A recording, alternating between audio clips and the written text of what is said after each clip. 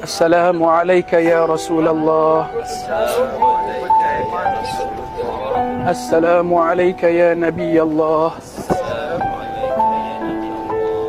السلام عليك يا حبيب الله. السلام عليك يا خير خلق الله. السلام عليك يا صفوة الله.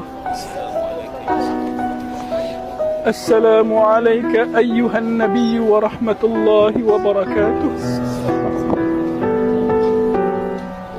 Ya Rasulullah, kami umatmu telah datang menziarahimu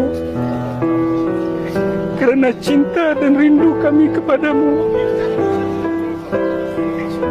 Akui kami sebagai umatmu ya Rasulullah.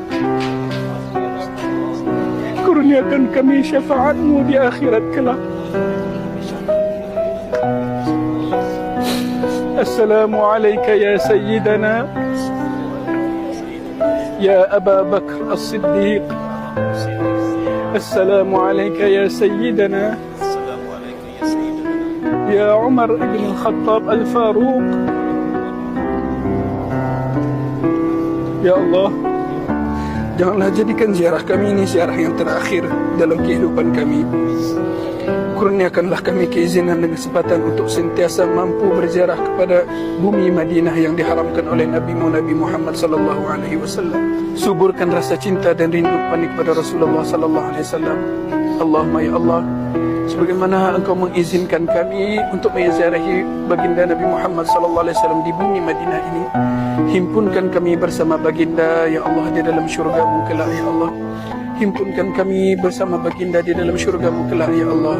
Himpunkan kami, istri-istri kami, anak-anak kami, kedua ibu bapa kami bersama baginda Nabi Muhammad sallallahu alaihi wasallam di dalam syurga-Mu kelak ya Allah. Ya Allah, kuatkanlah ketakwaan kami, kuatkanlah keimanan kami.